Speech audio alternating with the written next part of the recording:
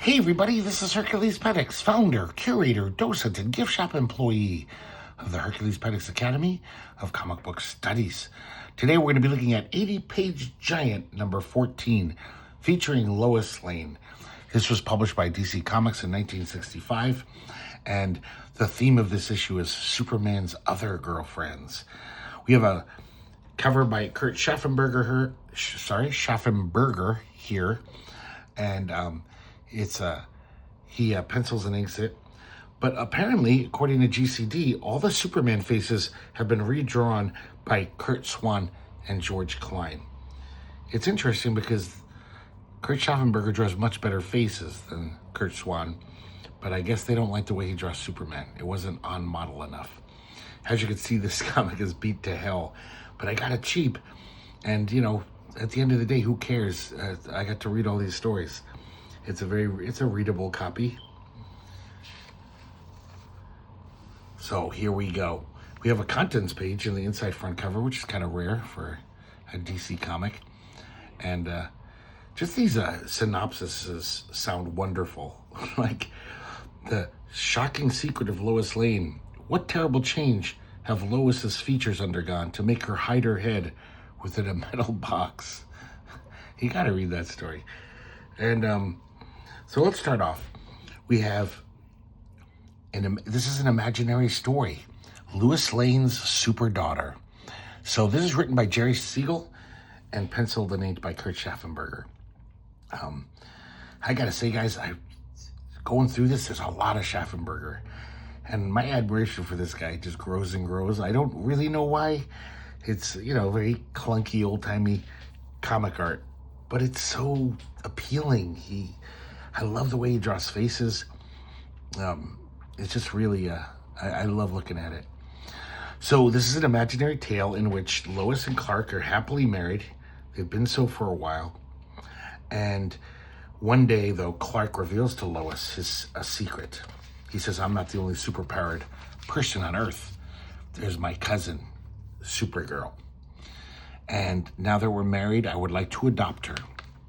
If you don't know, Linda Lee, the alter ego of Supergirl, is an orphan in an orphanage. I don't know why Clark Kent allowed this to happen. He could have, let her sleep on his sofa or have a guest room at his place and just said, this is my cousin visiting. And no, she was stuck in an orphanage all those years while Clark Kent got to live a nice, upper middle class life. Very strange. I still don't understand the reasoning behind that. So Lois is all in. And when they're adopting her, the headmistress of the orphanage says, well, everything looks great here except your full-time job as a reporter, you wouldn't be able to give enough attention to Linda and be a proper mother. You wouldn't be able to keep house. And Lois, without missing a beat, just says, then I'll quit my job. Which, if you read Lois Lane, I mean, she loves being a reporter. That's her life. But she gives it up for Clark and for their family. And she doesn't regret it at all at first. Now Supergirl comes in to live with them. And pretty soon, Lois is feeling a little bad about it because she's like the odd man out, the odd woman out. Supergirl and Superman talk about their experiments and their new Fortresses of Solitude editions and fighting crime. And, Lois she can't really talk about this stuff. And we see this battle, she's weeping. She's like, they don't need me, but I want this to be a happy family. So one day, Lois is at home all alone with a Linda Lee robot. I guess, Superman always had those duplicate robots, so he made one for Linda Lee. We see this weird bulge on Linda Lee's hip, and Lois is kind of scolding her. She says, how many times have I told you to make the beds? I need your help. I wrenched my back. So the robot's not working properly. So right then, as fate would have it, the investigator from the orphanage makes a surprise visit. She actually just lets herself in. Look at this great caricatured face of this woman I love this Kurt Schaffenberger art here. So it turns out that Lois has diagnosed the problem. One of the robot bolts is loose. It happens to be right in her rear end. I'll just knock it back into place with this hairbrush. Bend over my knee, and right as she's whacking the bolt into a place, the woman walks in and says, "That will be quite enough, Mrs. Kent." And she takes Linda away. She says, "I can't believe you were spanking her." And when Superman and Supergirl return, Supergirl says, "I'll have to return to the orphanage and take the robot's place." I guess it was too good to last. And Lois is sobbing, "It's my fault, but I didn't mean it." Later, after Supergirl leaves, Clark actually says, "Lois, how could you have spoiled such a perfect setup?" "I'm sorry, darling. I'm sorry, dear. Will I ever be able to make it up to you?" And then the narrator says, "Oh, well, it was just an imaginary story anyway, which never really happened." And that's the end of the story. I thought for sure there was going to be a part 2, but it just ends like that. This miserable, sad ending. It's also like Clark / Superman's always so cruel to Lois. I mean, she explained what happened, so it was just the bad luck. It was just her bad luck that woman walked in. And Clark is all like, "How could you, Lois? You ruined everything." She's already crying and feeling like shit. Oh, man, these comics are weird. Next, we have The Duel over Superman. And this is the cover story. And this is written by Robert Bernstein and penciled and inked by Kurt Schaffenberger. This really takes Lois's harebrained schemes. It just takes it to the next level. This is idiocy. So we see Lois Lane and Lana Lang, the rival for Superman's affections. They're watching Superman do some super feat. And both of them are bemoaning the fact that they'll never land him. Superman will never marry either of them, probably. And they're both doomed to become old maids because no other man can satisfy them. Lana says, "Hey, why don't we go out for coffee? And why don't we go out to dinner and talk about our plan? Maybe we'll do something about this." So Lana says, "We can force Superman's hand by creating a situation which will make him choose between us. What if we pretend that we're going to have a duel to the death? And Superman will have to pick one of us. That's the only way he can prevent us from killing each other." Of course, each one thinks that they're going to be the winner. So Lois knows this man who owns a castle with all these old-timey weapons. He'll let them borrow them.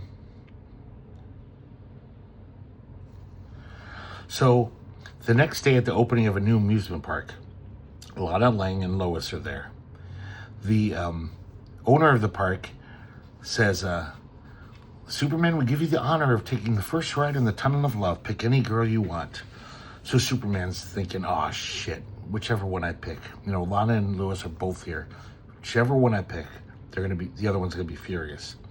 So they're both pulling at him.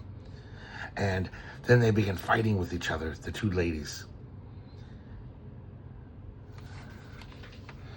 And Lana pushes Lois into the Tunnel of Love, filthy water.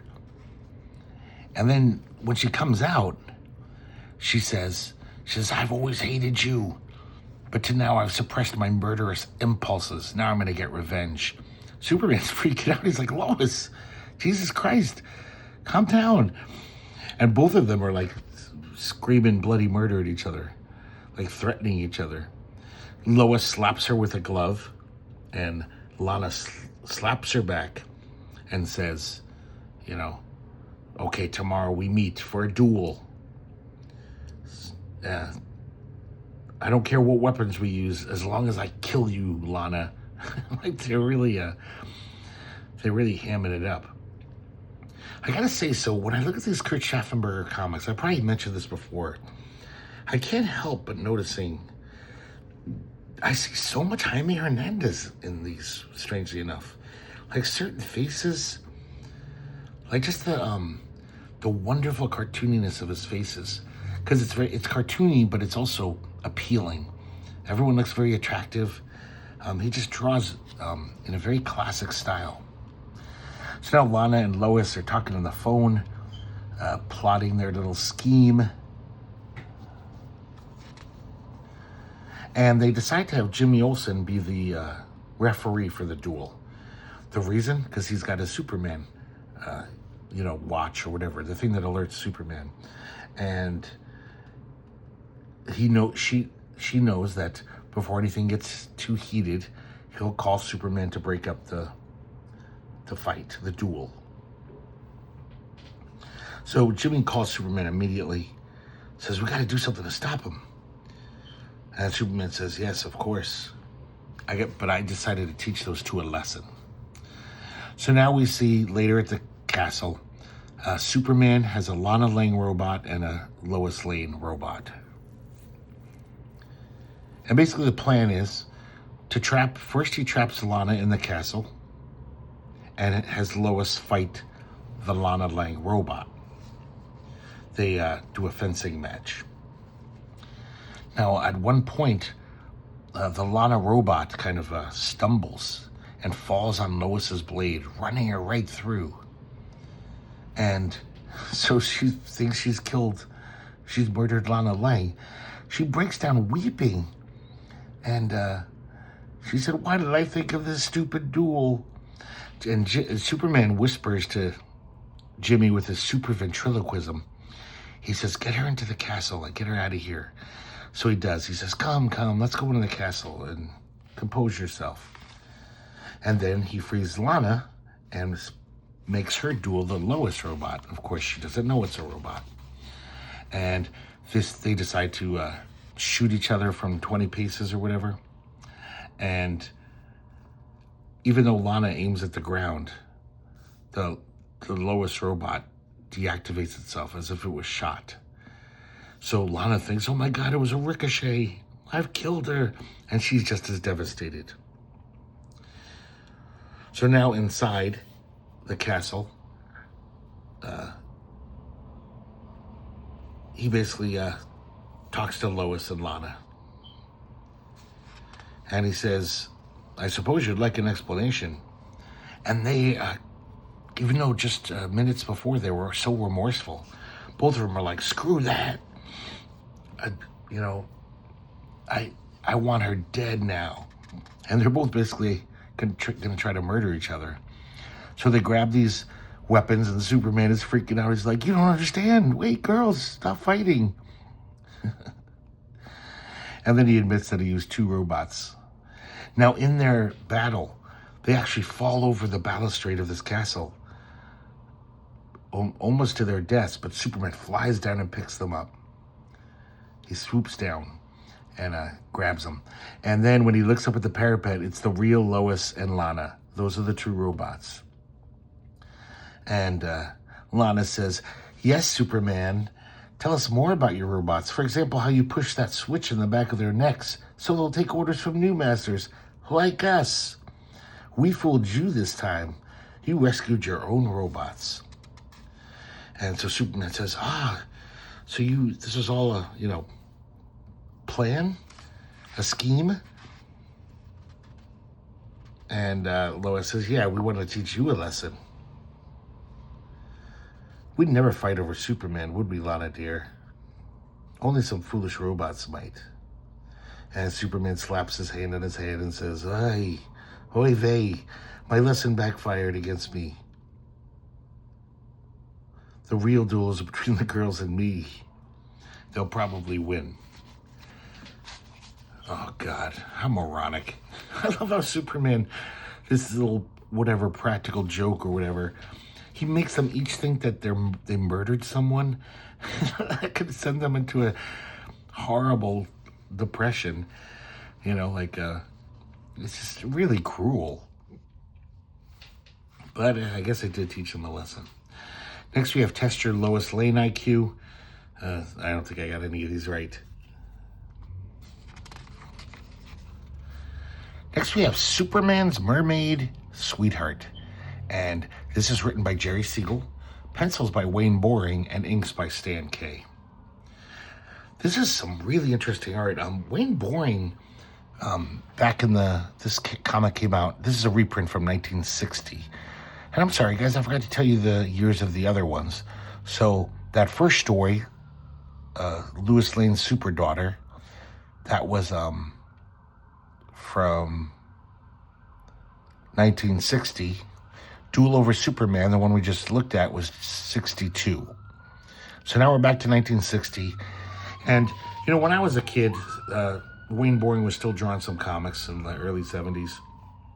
His stuff was really just dull and lifeless. This is pretty interesting art. Look at these two old codgers here on this wharf. That's some really great caricatured faces. So basically this is about Superman and how he met Lori Lamars, the mermaid. And this one's interesting because, in all the comics I've read of Lois Lane, Superman never seems to be in love with Lois Lane. I mean, he kind of says, yeah, if I wasn't Superman, I could, be her husband, but I can't because it'll put her in danger. But he never acts like it. This comic, he really seems like he's in love with Lori. And so we have a flashback, and we see young Clark Kent at university, and another student is in a wheelchair. Her wheelchair is like rolling down the hill. She's helpless to stop it. So Superman uses his heat vision. Instead of just, I don't know, running up and grabbing the wheelchair, he uses his heat vision to melt the tires so it slows down. She falls out of the chair, he catches her, and this is Lori Lamars. So she was living in the surface world. She keeps a blanket over her legs and pretends to be, well, she is handicapped on Earth. She can't walk because she has mermaid fin legs, or whatever you call them. So then he encounters her again, because he kind of is smitten with her right up from the bat. He says her eyes as blue and mysterious as the sea. His next encounter, Superman was underwater and he saw Lori Lamars being attacked by this giant octopus. He could see her lips move, and the octopus just swam away, as if she was communicating with him. So they begin dating. Clark actually says, Lori, I love you. Will you marry me? And he says, but there's something I must tell you. And she says, oh, that you're Superman? He's like, how could you know? She says, it doesn't matter. I could never marry you. I have to go back to my people. But then, just then, I guess there's these flood victims. They look over, and these people are on a raft. There's a flood happening. So she says, I must save them. I must help them. And so, both Superman and Lori rescue these people. Afterwards, Lori's in Superman's bathtub, and she explains that, she was in the undersea glass-domed city of Atlantis. Over the millennia, I should say, they evolved into being mer people. He says, I will never forget our final lingering farewell kiss. And he thinks, goodbye, Lori, I'll always love you. I've never seen this shit before. When Superman kissed Wonder Woman in that, Action Comics 400 when John Byrne was writing. But this is the only time I've actually seen Superman be like, oh man, I want to kiss that girl. So now back in the present, Clark is done with his little recap. His stroll down memory lane. One of the sailors on this dock is saying, you guys can all laugh, but I had a big catch, and that darn mermaid turned it loose. And they're all laughing at him. They're like, you drunken old idiot.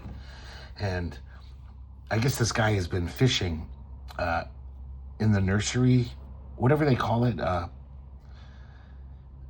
he's fishing illegally in spawning waters. That's what it's called.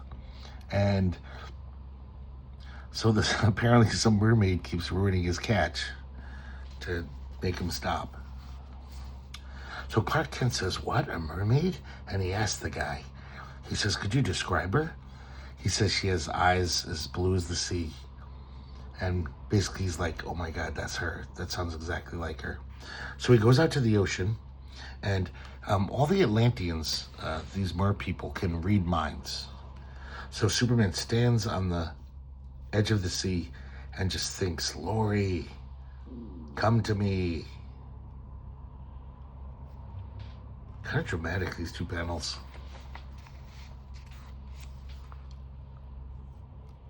So he sees some flippers in the water.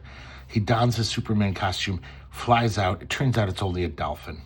It's not just a dolphin, it's one of the worst drawn dolphins of all time. I don't know what the fuck this is supposed to be. It's supposed to be a dolphin. It looks like a giant trout or something.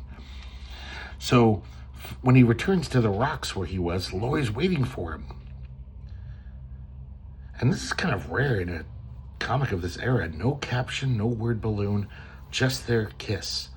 I love this panel. This is like so perfect to me. And it's odd in a DC comic. So Superman says, "You refused me last time. Please become my wife." She says, "No, a love like ours just isn't meant to be." So he says, "Well, will you spend a few hours with me? It would mean so much to me." So they have a little excursion on the surface world. He takes her to a show, a Broadway play. He takes her to a restaurant, a dining club, and everyone's dancing, and Lori's crying. She's like, I don't enjoy seeing other women dancing with the men they love while I have to sit here like a helpless fish. So finally he returns her to the ocean. And she admits to fucking with that fisherman's catch because she's trying to protect the spawning waters. Once again, Superman says, "Marry me. Take me back to Atlantis with you. He'll quit the surface world. Give up his whole, superhero antics." She says, "Well, I'll have to ask the elders for permission." So she gets on a slightly better drawn dolphin, but still really terrible. And she says, "I'll return with the answer tomorrow." Meanwhile, that old fisherman has been watching, and he wants to get revenge on Lori. So next evening, Lori returns with a big smile on her face. The elder said yes. And then that fisherman comes out with a harpoon, and he says, "Let's see how happy you are when I kill your pet dolphin. I swore I'd get even with you." And Lori leaps in to protect her dolphin friend, and she falls onto this knife-sharp, jagged rock in doing so. The old salt fisherman, he feels terrible. He's like, "I didn't mean to, Superman. I'm sorry." And Superman says, "If the woman I love dies, there will be no corner in the universe where you can hide." And he runs off, shitting his pants. So the wound is serious. He has to take her back to Atlantis because their doctors are the only ones who could maybe help her. Of course, there's a little excitement as he tries to get back to Atlantis. I guess there's a giant monster, sea monster with radioactive eyes, who has just woken up from hibernation. And Superman over-explains everything about him in this thought balloon. So he leads the sea beast to a volcano. And Superman's fine, he can take lava, but the poor sea creature who, I don't know, maybe he was just swimming around. He gets incinerated. So now he takes her to Atlantis. I find this panel very interesting. It's just all the mer people are ready, because using their telepathy, they're like, "Oh, we know that Lori's hurt. We've got the surgery room prepped." But they're all just swimming around in willy-nilly. I can picture Alex Ross painting that.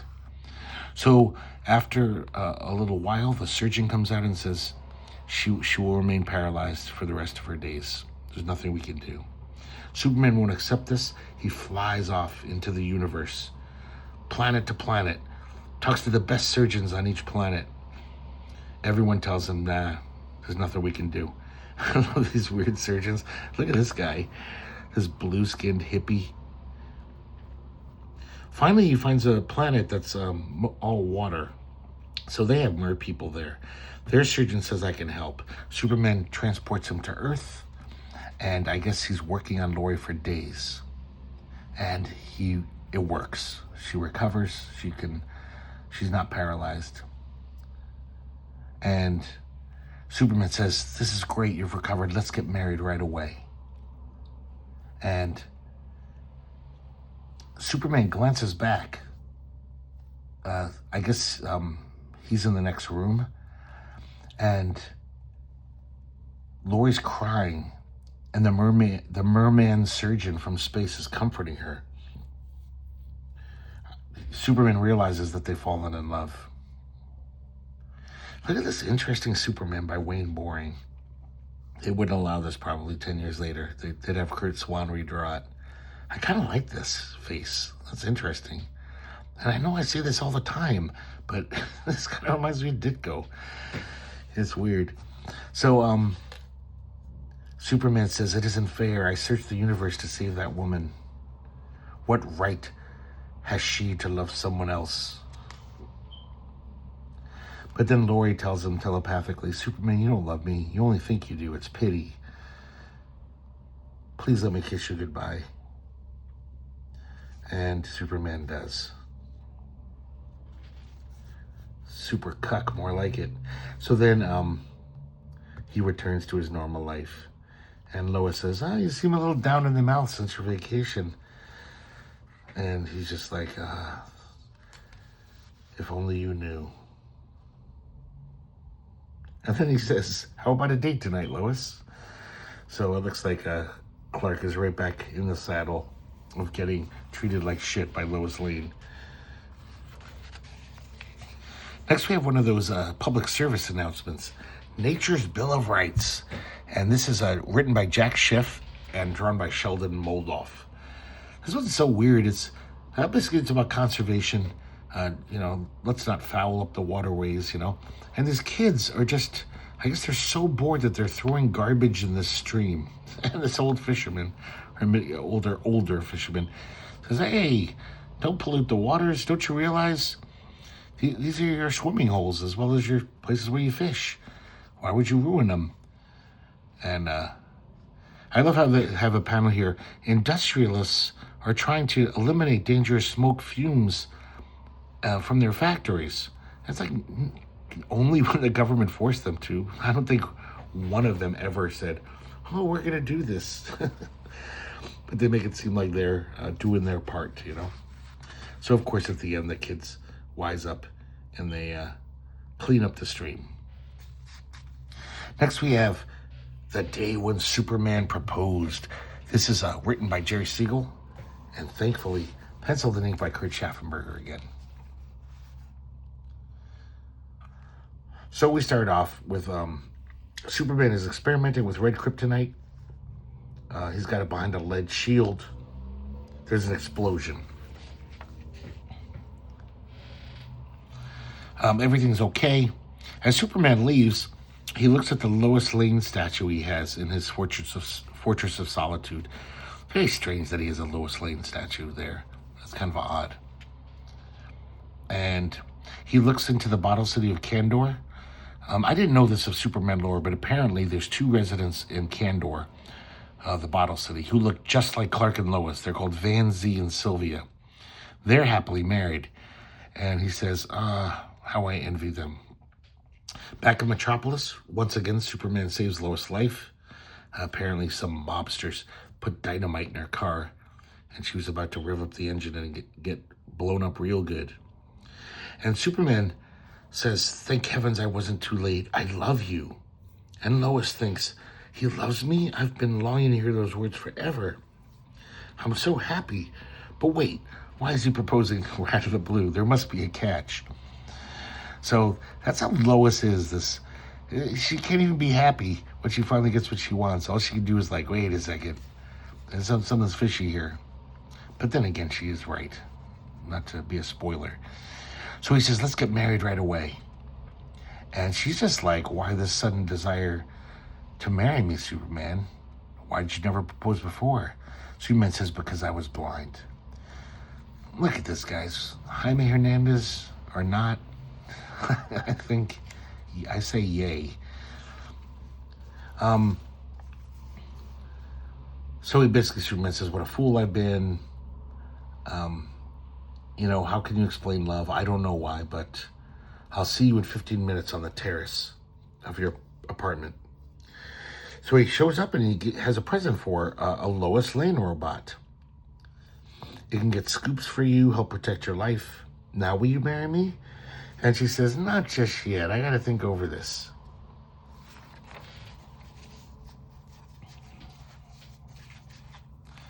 So the Superman robot, the Lois Lane robot works like a charm.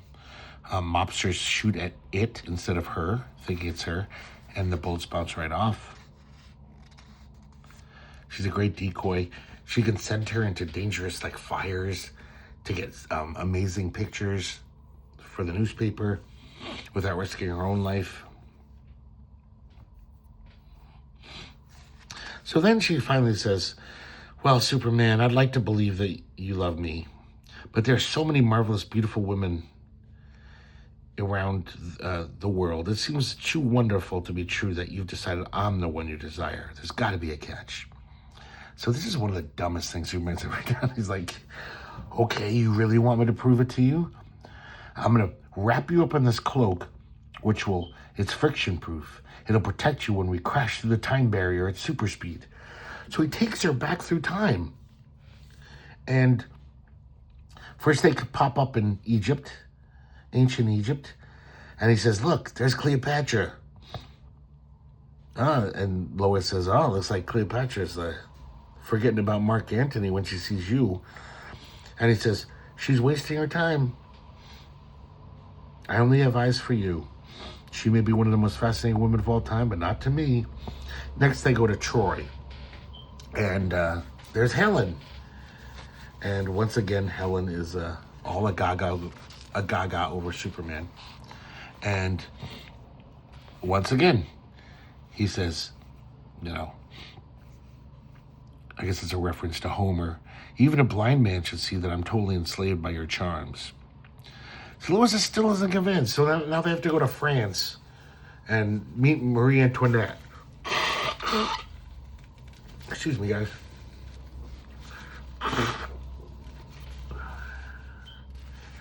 Ay. So she still doesn't agree to marry him, even though he's forsworn Marie Antoinette. And now they're back in the present. And she says, I'm sorry, I still feel overwhelmed by this. I can't help but feeling there's a catch to this.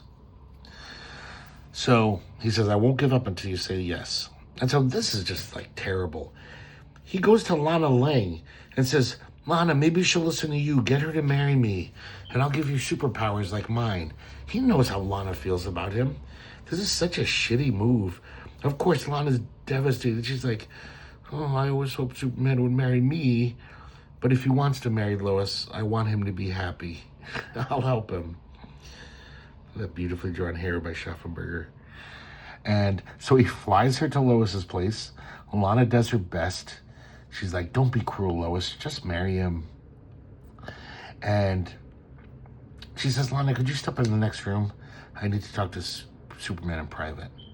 And she says, if you tell me your secret identity, that will be proof that you love me. And he's about to. And then all of a sudden, Superman looks startled. And he says, great Scott, am I out of my mind? I proposed to you and was just about to reveal my secret identity to you? And Lois says, Lana, come back. Superman's acting strangely. So Superman goes to the window and uses his X-ray vision, his supervision, all the way up to the Fortress of Solitude. And he realizes, as he suspected, there's a crack in the wall that was between him and that red kryptonite. Now, in Superman lore, red kryptonite always affects Superman unpredictably. So I guess basically it made him a super sap. And so the first thing he saw was the statue of Lois Lane when he walked out of the room. He even says, "Oh, if I saw a statue of you, Lana, you would have been the one I fell in love with." Fortunately for me, the kryptonites affect Worf just in time. "Excuse me, girls, I gotta return this robot to the fortress." The Lois Lane robot. "This robot knows my secret identity." And Lois says, "Indian giver." And so both of them look off as Superman flies away. And they're both, of course, just like, ah. But Lana's happy. She says, "Hooray, there's still a chance for me." I don't understand him taking the robot back. Like, Lois loved it. It helped her a lot. And he says, "This robot knows my secret identity." Yeah, no shit. She does. But that's, she's a robot. She'll never tell anyone. Why don't you let Lois keep her? At the least you could do for putting her through this emotional roller coaster, Oh, God, these stories are so lame-brained. Here's a little Lois Lane's various hairstyles over the years. Next we have Lois Lane, Wanted. And once again, I forgot to tell you guys, that last story was from 1961. These hairstyles it says they're all by Kurt Schaffenberger. I would have thought they were just sourced reprints of the comics. So next is Lois Lane Wanted. This is a story from 1954, going way back. And it's scripted by Bill Woolfolk, pencils by Wayne Boring, inks by Stan Kay. This is a really weird, kind of dumb image to me. It just looks so dopey and weird. This whole story is pretty dumb too, as they all are. But that's the fun of these. They're so dumb. They're kind of fascinating. So Perry White has got a tip that the Tiger Woman may strike at the Crescent Steelworks. Get over there, Clark and Lois. Write a story. So they're over there, and all of a sudden these goons show up, and they're like, "Hey, give us the satchel." It's the guy who leaves the accounting office. I guess it's the payroll. And then they knock the guy out. Clark can't change to Superman in time, so he's going to have to try to stop them as Clark Kent. He's going to have to hold his punches, try not to hit him too hard. He basically acts like he's losing because he doesn't want to seem like he's too strong. But then the Tiger Woman sends a swinging hook to knock Clark into this vat of molten steel. There's the Tiger Woman with her eye patch. Lois is devastated. Lois is like, "Oh, Clark." She actually passes out. I love how there's this one guy here, a photographer. I don't know why he's there. I guess there's other reporters there. After Clark falls in the vat, he just is all got a big smile on his face. He's like, "What a terrific story." He's not even like, "Oh man, that's horrible, that poor guy." So Superman flies out of this vat of steel. Of course, it didn't harm him. And then he follows the Tiger Woman and her goons. This is another one of those ridiculous things.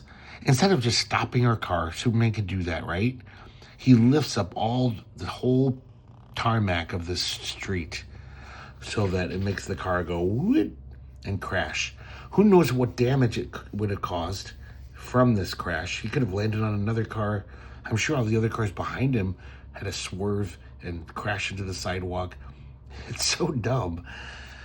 All he had to do was just fly and land in front of the car. He's Superman. So it turns out Tiger Woman isn't in the car. It's just the goons. So he drops off the henchman at the nearest jail, and he goes back to the steel factory. He said Lois is gone. Now Lois has had such a shock. She's lost her memory.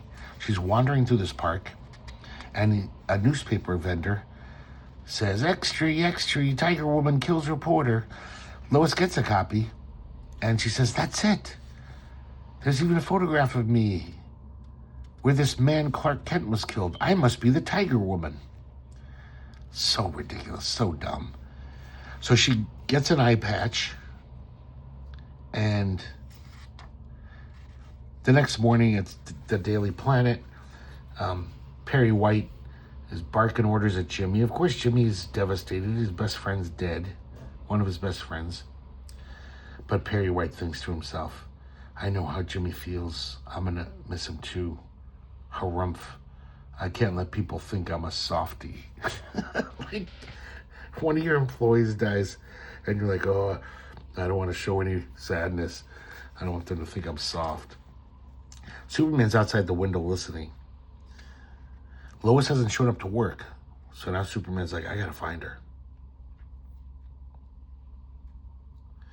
So Superman begins his search by drilling a hole in the mountaintop. I don't know why, but you'll find out, and it's dumber than you could have ever imagined. So he makes this almost tunnel in this mountaintop. And this is just what I need, says Superman, a huge natural megaphone. And he yells into this hole he made, "Calling Lois Lane." Everyone can hear it, like across the whole country, it seems. Then Superman borrows this an unfinished skyscraper. They borrows this material, makes a giant sign that people can see anywhere in Metropolis. And then it gets dumber, guys. It gets very dumb. He goes out into space. He finds a giant meteor. He carves into it he punches into it, using that as a carving tool. "Wanted Lois Lane," with her face on it. "Now I'll release it, and I'll send it into Earth's atmosphere." And he's all proud of himself. He's like, "Well, that's certainly the most unusual wanted poster anybody's ever seen." Yeah, it is. It's not just unusual, it's really dumb. And then we see it fly crashing into the stratosphere. And Lois Lane sees this giant meteor. It doesn't mention where the meteor lands, how many people were killed, how big the crater was, and the earthquake from this giant meteor. It's just forgotten. So,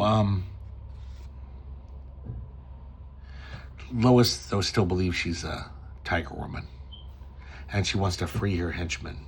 She goes to the prison. She knocks out the warden with this knockout gas, and then she frees her boys.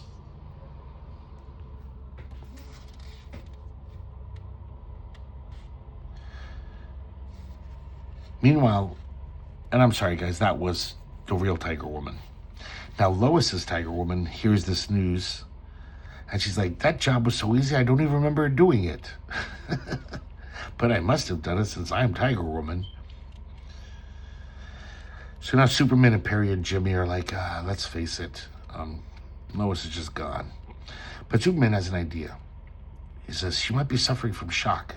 She might not even know who she is. She have any of Lois Lane's personal belongings. And like a super bloodhound, Superman grabs a glove of Lois that has a faint trace of her perfume on it, stands on a rooftop, and just smells as deeply as he can. Kind of reminds me of a Daredevil sequence. And he's trying to sift out all the different odors. And then finally he finds that smell. The first time it's an old lady who happens to use Lois's perfume. And God, look at this. I'm going to zoom in for you guys. This is an amazingly etched face here. Look at that old lady. That's incredible. But it's really tiny. Okay, so then finally Superman finds Lois, who of course thinks she's Tiger Woman. And then he takes her to where the real Tiger Woman is with her goons. Somehow this makes sense to him, like, oh, if Lois sees the real Tiger Woman, she'll realize she's not. Instead of just like grabbing them and tying them up with something, he takes all their guns and like pulling taffy. Excuse me, guys, I got some schmutz on here. He turns all the guns into this metal band and basically traps these guys. Sorry, guys, it's gross. I don't know what this is.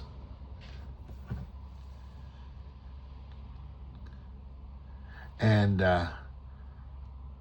so Lois Lane kind of comes out of her delusion, and her head is killing her. He says, don't worry about it. I'll be back as soon as I deliver these guys to the jail.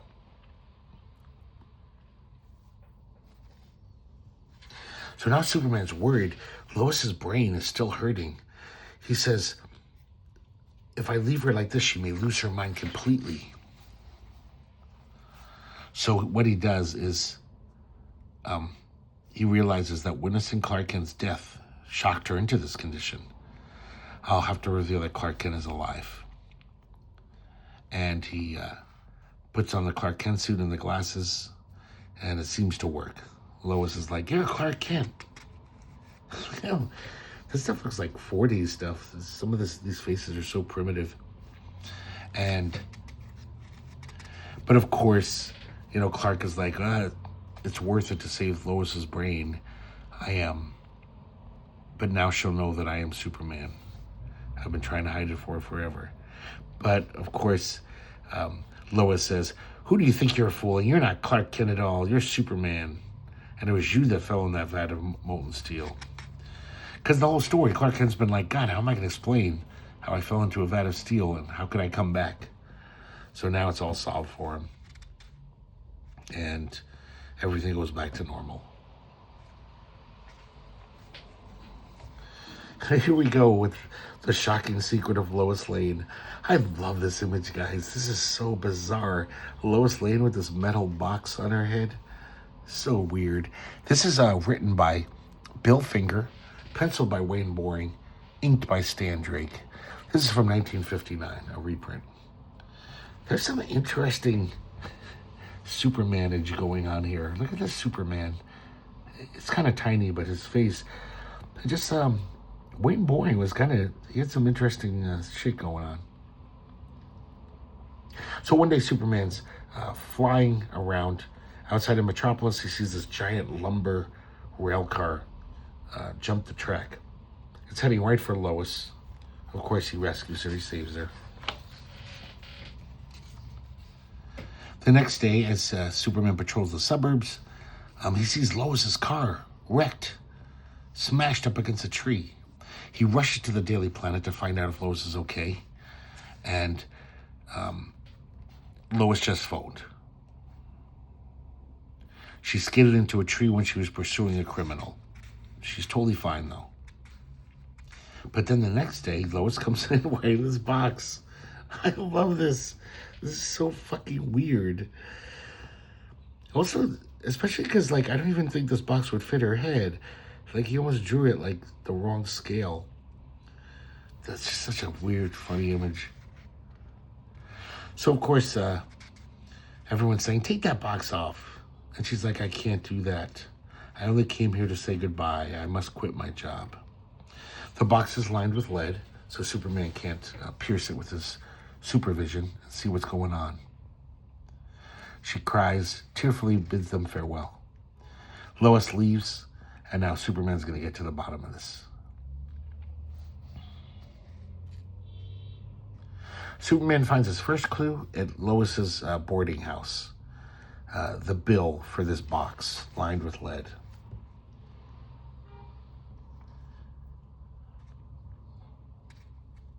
The telephone book is open to a list of plastic surgeons. So Superman assumes that she was scarred so badly she's hiding her face until her surgery. Of course, she'd have to quit her job for that. It's so dumb.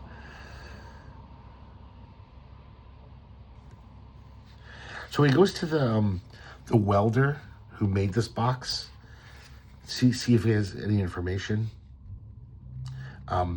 He said when she came in to pay for it, he couldn't see her face. Her face was wrapped in bandages like a mummy.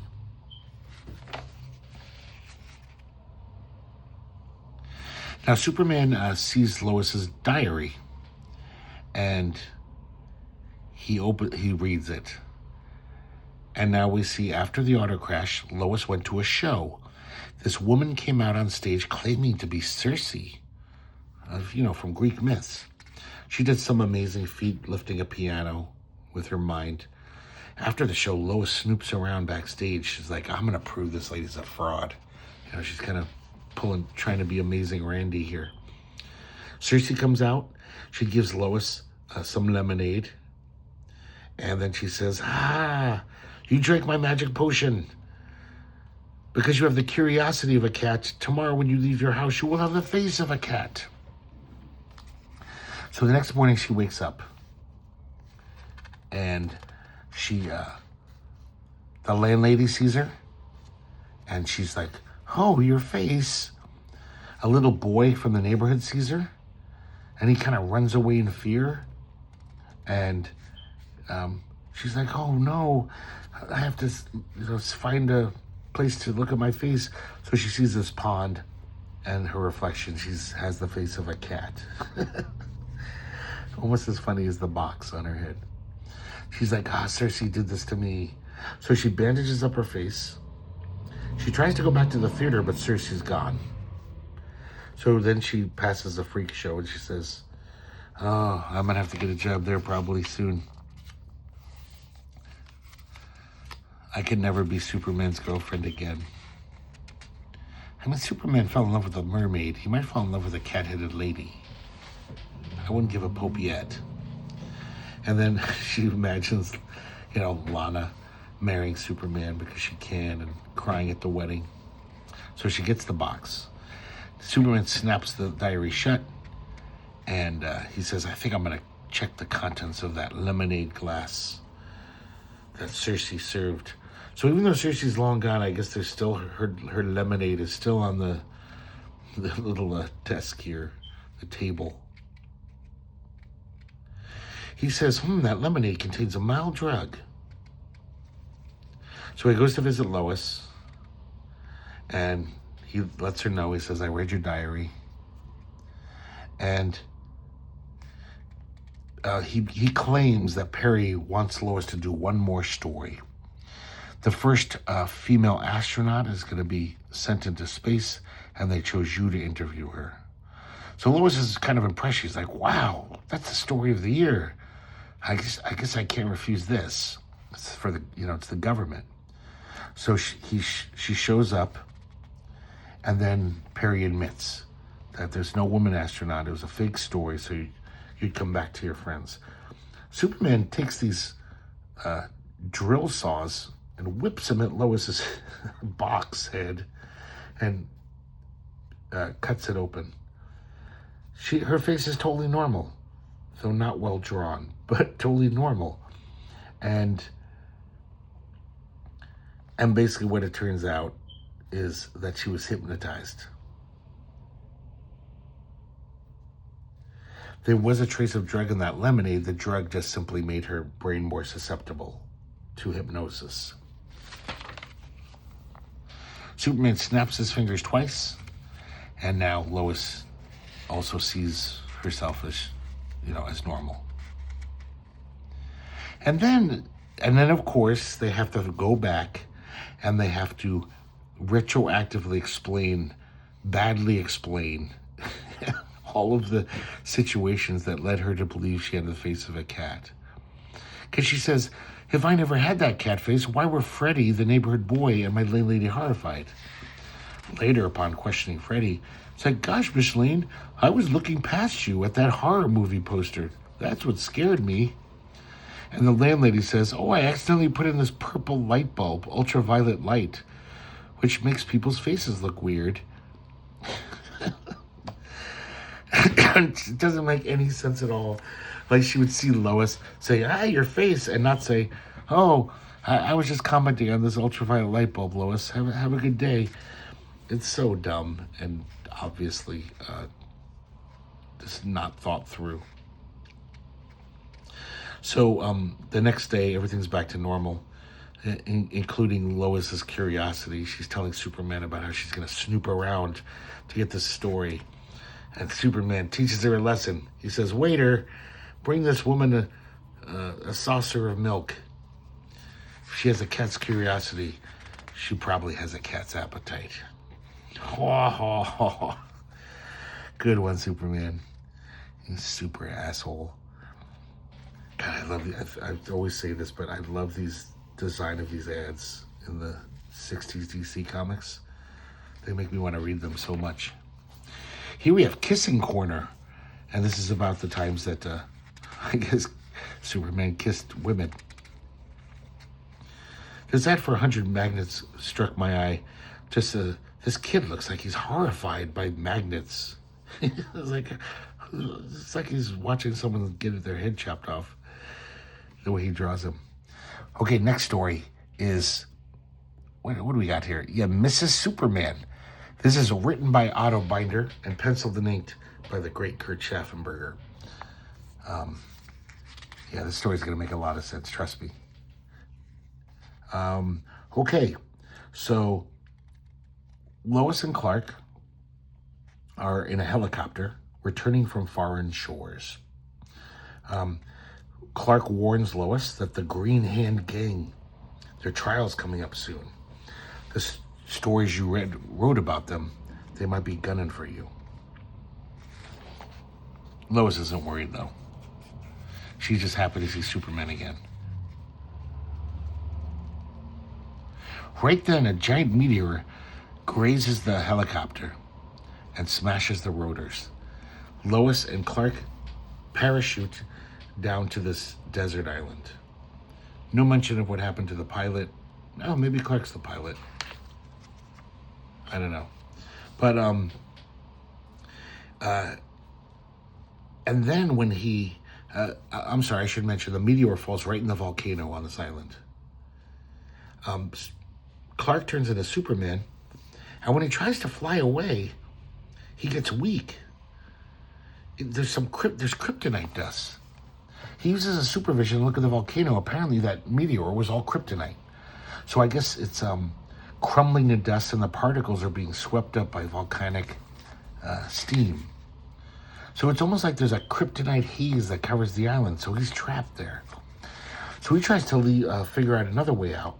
He tries to bore underground, but there's molten kryptonite flowing under the earth. So he's cut off from that escape route. So he can still fly around the island, he just can't fly off of it. He's trying to find lead to protect him from the kryptonite, but eventually he realizes, oh my God, I'm marooned here for life.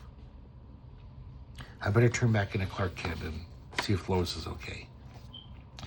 There's a little village of natives there. Clark Kent approaches them, and Superman realizes, well, I'm stuck on this island for the rest of my life. It doesn't matter if I marry Lois, because she won't be in danger of my enemies. So at first she doesn't believe him. She says, "You're not Superman. I'm not going to marry you." He says, "Oh yeah." He lifts this giant rock, lights this bush on fire with his supervision, flies up to get her some flowers, and then he takes off his shirt and he explains to Lois that they're marooned here.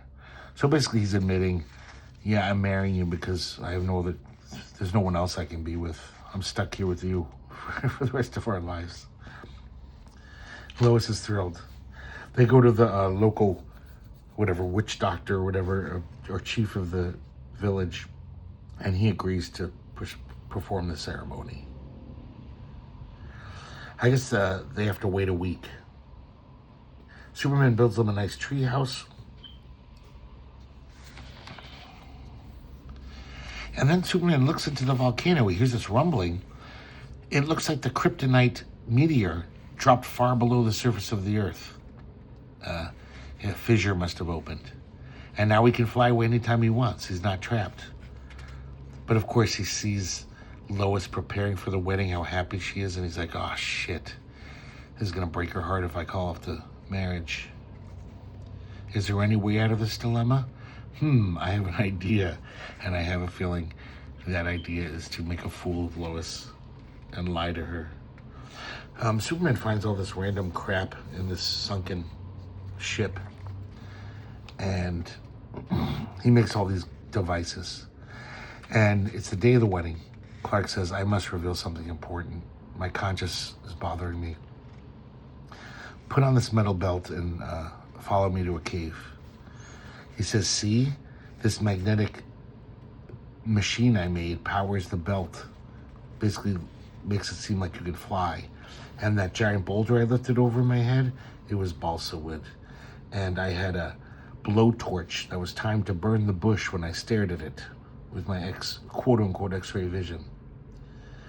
And basically he's claiming it was all a lie. I wanted you to marry me. Lois is furious at Clark. She believes him. She's like, all your superpowers were tricks.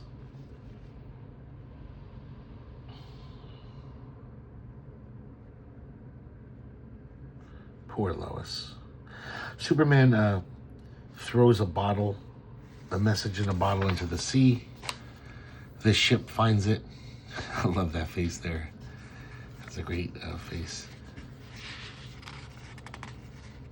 And so the ship picks up these two castaways.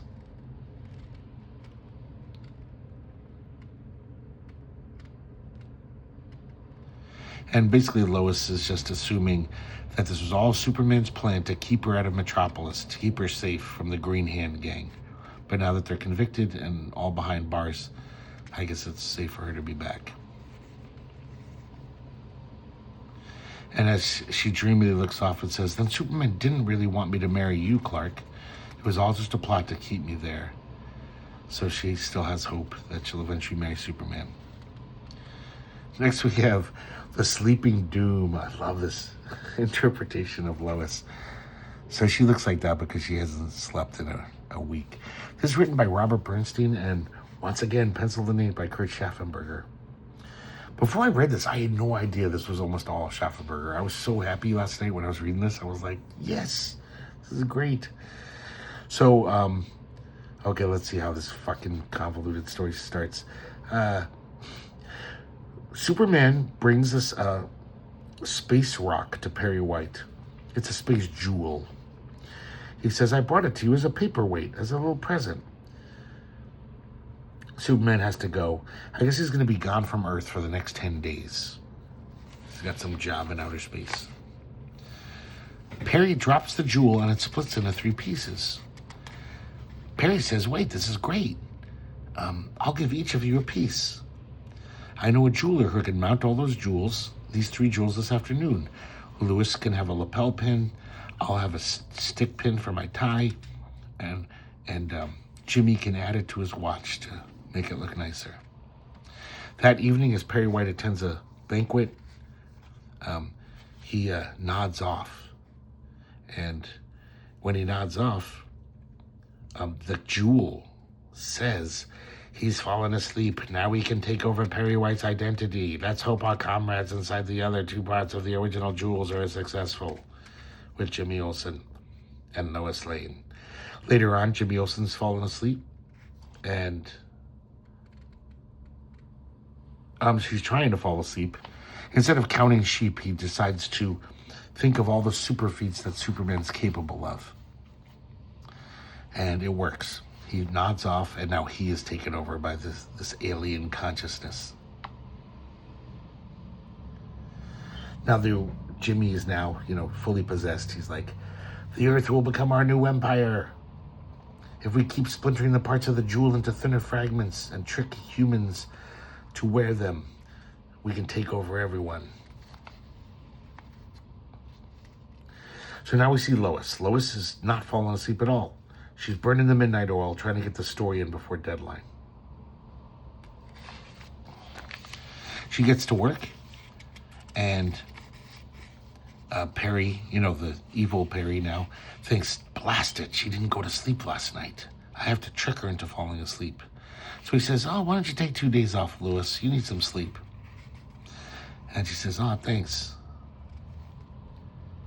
But then she overhears Perry talking to Jimmy, the aliens, and basically talking about their plans and how Lois, as soon as she falls asleep, she'll be possessed and taken over. And we have to get her to fall asleep. And Lois is like, oh my God. To test it, she shows Perry a photograph that he took himself 5 years ago. And says, hey, I'm thinking about running this with the article. And Perry says, oh, I don't know who took this photo. Must have been one of our photographers. So she's convinced that he lied to her and they are these aliens. So she realizes she can't fall asleep. She slaps her face all night long to keep herself awake. Drinks tons of coffee. Stays up to see the creepy monster film on late night TV because she'll be too nervous to go to sleep. She ends up watching the Late Late Show and then the Late Late Late Show. She even makes this contraption where if her head falls down, it'll pull a cord that'll knock a pail of water onto her and wake her up.